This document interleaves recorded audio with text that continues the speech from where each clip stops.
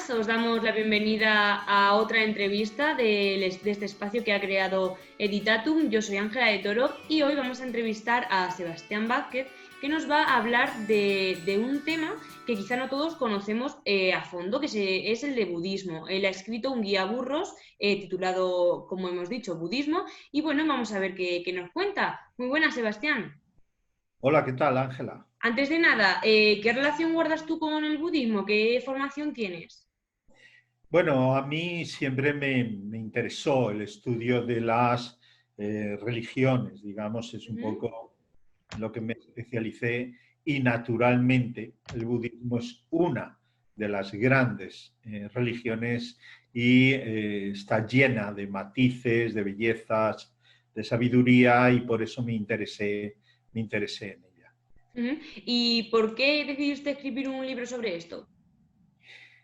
Bueno, precisamente por la necesidad muchas veces de aclarar ideas Ujú. y divulgar, dar a conocer de un modo sencillo, didáctico y apelando sobre todo a fuentes tradicionales, porque muchas veces, sobre todo ideas de Oriente que nos llegan aquí a Occidente, digamos, están demasiado occidentalizadas Ujú. de tal modo que a veces pierden el valor de su origen.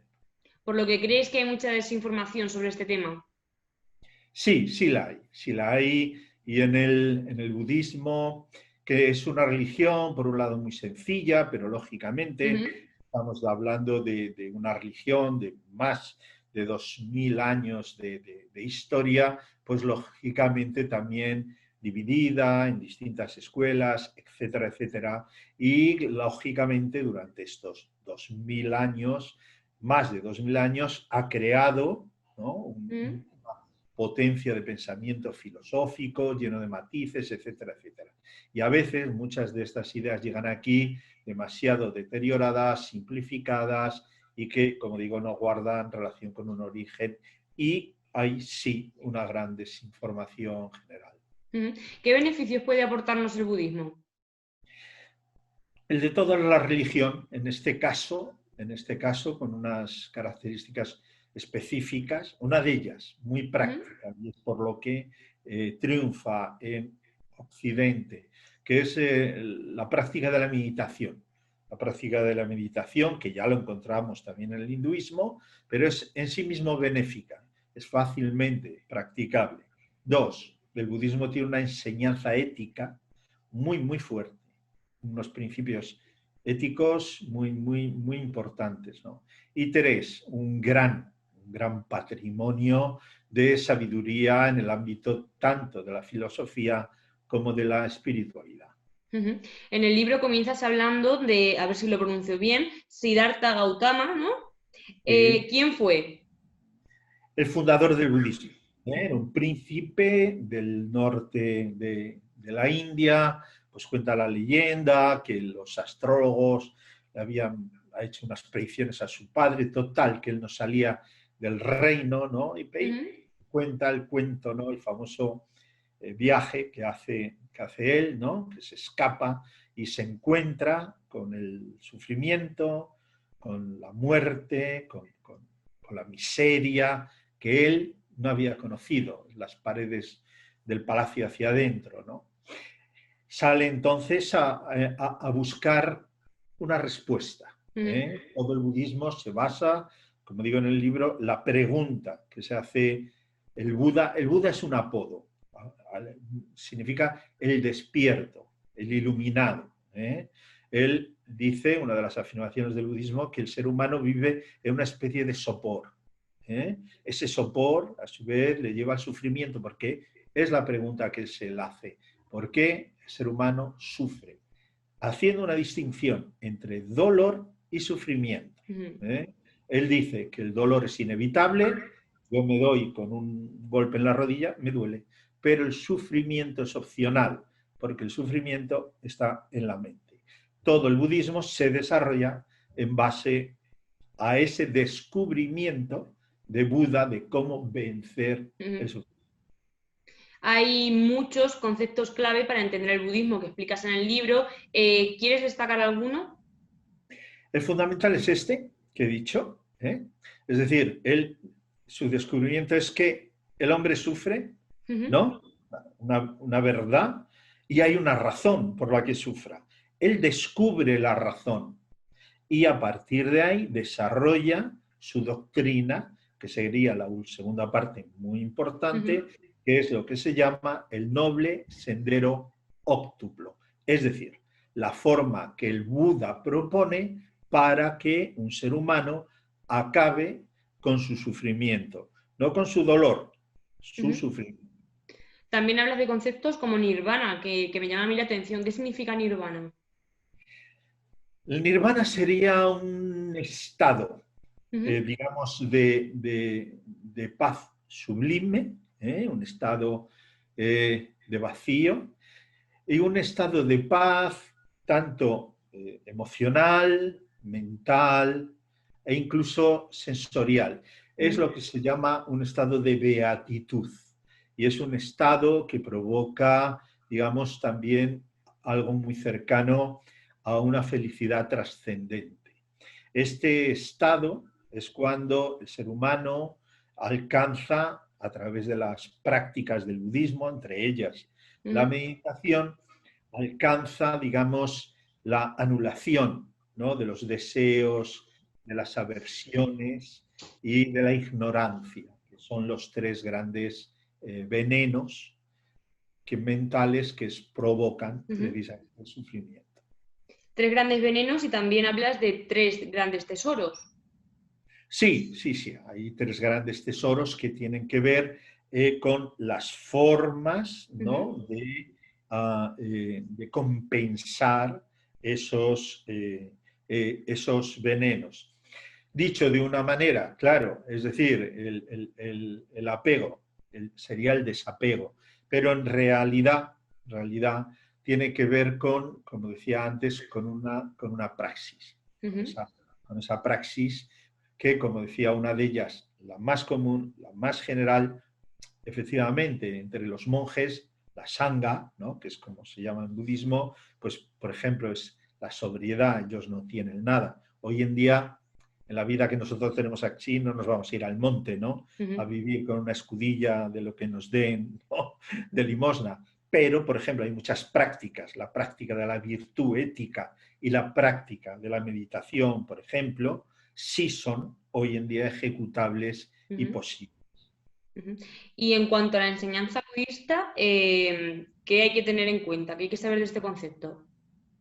La enseñanza es esa metodología que él nos deja. Hay que decir que Buda nunca escribió, es como Jesús, por ejemplo, no escribe nunca, no deja nada escrito, pero sí es cierto que a su muerte son recogidos algunos de sus discursos, sutras, etcétera, etcétera. Algunos textos maravillosos, como el Dhammapada. Eso es lo que se llama el Tripitaka, es decir, las tres cestas, que es la reunión de los volúmenes en donde se va recogiendo su doctrina. Ni qué decir tiene que, como cualquier otra religión, el paso del tiempo lo que hace es que se divide, ¿no? Igual que en el cristianismo, pues la reforma de Lutero nos da, pues, católicos por un lado, protestantes por otro, ya estaban los orientales por otro. En el budismo pasa igual, hay dos grandes corrientes, Theravada, Mahayana, es decir, hay varias formas, cada uno de ellos con una aportación de enseñanza distinta. Por eso decía antes que la enseñanza budista es una enseñanza, por un lado, compleja, amplia, profunda y muy, muy potente. Dedicas también un capítulo a lo que es la naturaleza reactiva del ser humano. ¿Qué nos cuentas en ese capítulo?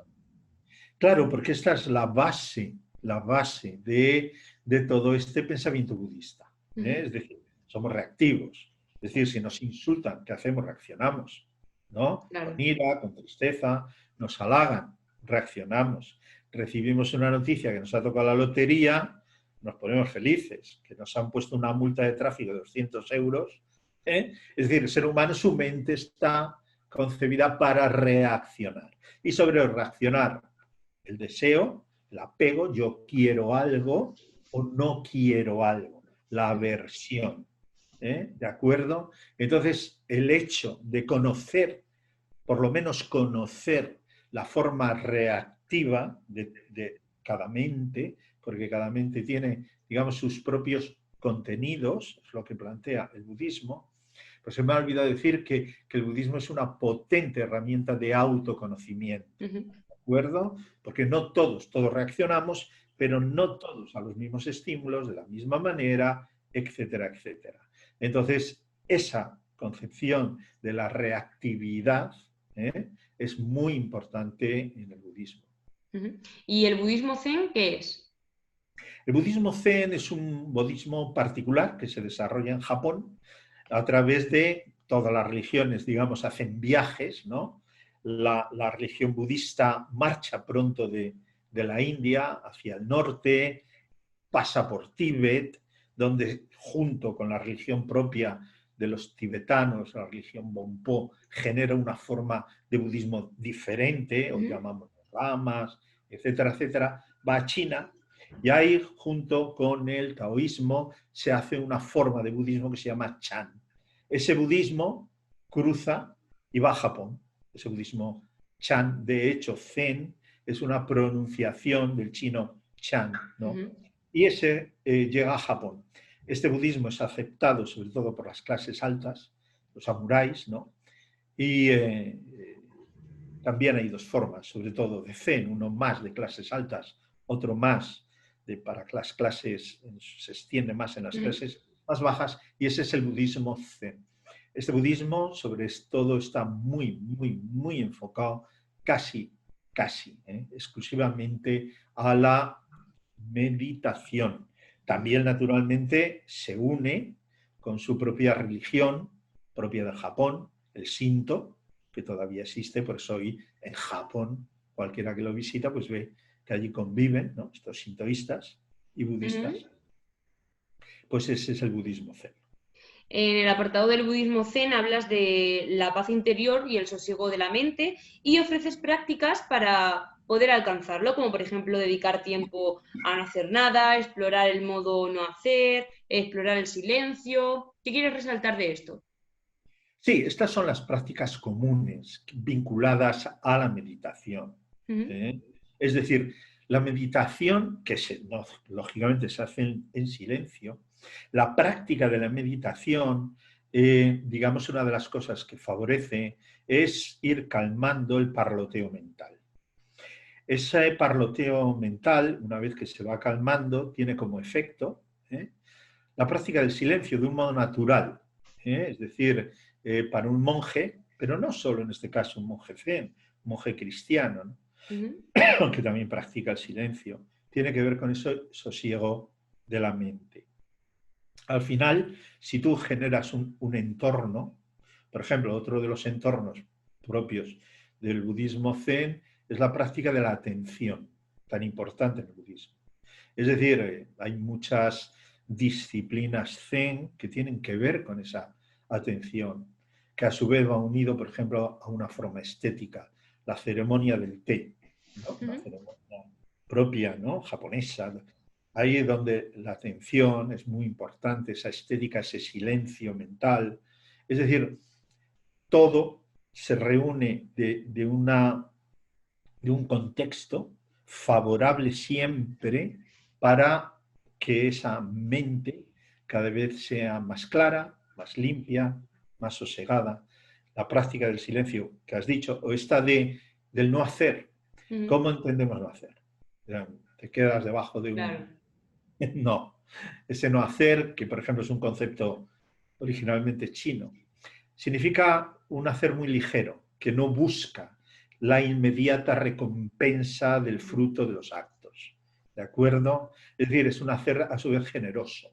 Es decir, la acción por la acción. Porque si yo pongo en la acción atención y no propósito, es decir, no pongo el acento no en el final, sino en cómo lo hago.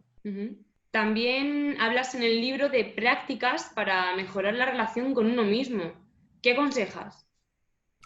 Sí, en el libro se dan varias varias directrices, consejos en este sentido, que van en esa dirección Ujú. que hemos dicho antes. Por un lado, facilitar el autoconocimiento y, naturalmente, si uno consigue estar más en paz, ¿no?, con su mente, estará más en paz y sosiego consigo mismo. Para eso, ¿qué hay que hacer? Conocer los contenidos de la mente. Ujú. El ser humano, en el contexto en que vive, es fruto, digamos, de, vamos a decirlo, de alguna manera, de ideas, ¿no?, prestadas. Es decir, que creencias, por ejemplo, una religión es una creencia. El contenido de la mente de un budista no es el mismo contenido de la mente, en ese principio, que un cristiano. Ujú. Contenidos psicológicos, etcétera, etcétera. Eso te permite, esa exploración te permite saber qué es lo que te hace daño. Es exactamente igual que si uno le sienta mal determinado alimento, lo quita de su dieta. Ujú. Eso, esa práctica va poco a poco favoreciendo una paz interior o estar en paz con uno mismo. Eso después le llevará, como también viene en el libro, a una paz, a una mayor facilidad de relación con los otros. Porque aparece también el sentido muy importante en el budismo de la compasión. Ujú. Porque, como tú bien has dicho eso, que se puede mejorar con uno mismo la relación, pero también con los demás. Y das un consejo que es que practiquemos la benevolencia, que elijamos personas benéficas. Pero ¿cómo sabemos que una persona es buena? A Por primera vista. supuesto. En el budismo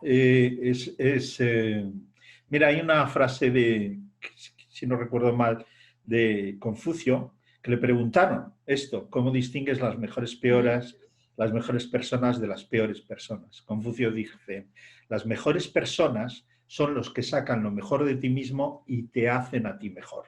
Las peores personas son aquellas que sacan lo peor de ti mismo y te hacen peor. Ujú. Este, este planteamiento de Confucio está muy presente en todas estas disciplinas. Es decir, si hay una persona que te saca lo peor y con esa persona estás mal, terminas estando mal porque Claro. discute, porque te hace sufrir, etcétera. Es decir, es muy sencillo, no hay que irnos a grandes... Por ejemplo, el budismo o cualquier práctica, ¿no? Lo que pasa es que, como decía antes, también está la compasión, el entendimiento, el Ujú. ponerse en los zapatos del otro, ¿no?, que se ha dicho toda la vida, ¿no? Pero efectivamente, en ese concepto en el budismo es muy importante. Esto de la compasión se llama el bodhisattva. Y en realidad una forma de budismo, el Mahayana, contempla este bodhisattva, que es alguien, ¿no?, que reencarna precisamente para beneficiar a sus semejantes, Ujú. dicho de un modo muy simple. ¿eh? Pero sí, esos consejos son comunes para hacer una vida mejor, ¿no? Hoy en día la psicología también lo ha abordado, habla de las personas tóxicas, ¿no? Es decir, pues, hay personas que son capaces de hacer tóxico un Ujú. ambiente, propia toxicidad, claro. Claro. Esto ya lo hablaban en el Ujú. pasado, Confucio. También cuentas que hay dos prácticas fundamentales. Una es la meditación, que yo creo que ya hemos hablado un poco de ella, pero otra es el vichara o la indagación del ser. ¿Qué es esto? Sí. Este concepto es muy, muy, muy profundo. No es exactamente budista, no Ujú. es exactamente budista. En este caso viene del hinduismo, concretamente del Advaita. Entonces se llama esa indagación del ser porque en realidad trata de explorar o no la naturaleza profunda del Ujú. ser. Muy brevemente, lo explico en el libro, la indagación del ser te dice, es como si alguien te pregunta, háblame de ti, ¿quién eres tú? Esa indagación, háblame de ti. Si hacemos esta pregunta, todos, ¿qué diremos? Yo he nacido en tal sitio, he estudiado no Mm. sé qué, y cuántos. Pero Vichara profundiza y dice, háblame de ti sin apelar a tu biografía, porque tú eres más que tu biografía. Ujú. aparece la primera indagación, la primera reflexión. No, entonces soy algo más que mi biografía. Háblame de ti, sigue, ¿no? Bueno, pues en tu caso, soy una mujer joven, no sé qué, no sé cuánto, tal, no sé qué. Y entonces Bichara te dice, háblame de ti sin apelar a tu biografía, sin apelar a tu estructura orgánica. Eres algo más que tu estructura orgánica. Esa es la indagación del ser en Bichara, que es muy, muy profunda. Porque al final, si en esa indagación te lleva precisamente a un punto de vacío, ¿no? A ese punto de, claro, soy algo más que mi biografía y algo más que los contenidos mentales, etcétera, etcétera. Claro. En el epílogo del libro hablas de lecciones de vida. ¿Te quedas con alguna en especial? Solamente las que vienen en el libro, ya si se practicasen, ¿verdad?, serían capaces de cambiar una vida. Son tan, por un lado, tan sencillas, pero por otro lado, tan difíciles, ¿no?, de ejecutar, que en realidad me quedo con todas. Me quedo con todas en el sentido porque tienen una potencia y una potencia acumulada durante siglos. Es decir, son, y como ves, son todas ellas aplicables a cualquier tipo de persona. Por poner un ejemplo. Sí, pues una de ellas dice, recuerda que es mucho más importante a quién tienes que qué tienes, ¿no? Es decir, el valor, precisamente, antes hemos hablado de las personas, el enorme tesoro que representan tener buenas personas y más importante quién tienes que qué tienes, ¿no? Por ejemplo, el cultivo de la positividad, ¿no? El cultivo de aquello tan común, de la alegría, del cultivo de la benevolencia, el cultivo de la tolerancia, etcétera, etcétera. En realidad son prescripciones universales, ¿no?, que en cuanto se van incorporando poco a poco a la vida, se hacen muy, muy, muy potentes. Y ya para finalizar el libro, compartes el texto del Sutra del Corazón. ¿Por qué? Bueno, porque este texto es muy importante en todas las corrientes del budismo, en todas. Es un texto muy, muy corto, se llama precisamente de la perfección de la sabiduría, es un texto en sánscrito, se desarrolla mucho en su momento en el budismo chino, pero como digo, está presente en todas las escuelas budistas. Como es tan corto, lo habitual es que se recuerde muchas veces de memoria, y me pareció un homenaje a todo el budismo global poner posiblemente su texto más difundido, precisamente breve, porque además, y con una carga potentísima, ¿no?, una carga filosófica y metafísica enorme, y me pareció un epílogo buenísimo. Que había que destacar, ¿no? Sí, sí. Pues Sebastián Vázquez, autor del Guía Burros Budismo, muchísimas gracias por compartir estos conocimientos con nosotros. Recordar que para todos los interesados el libro se puede encontrar tanto en las mejores librerías como en www.guiaburros.es. Pues nada, Sebastián, muchísimas gracias. A ti, Ángela. Hasta la próxima. Adiós.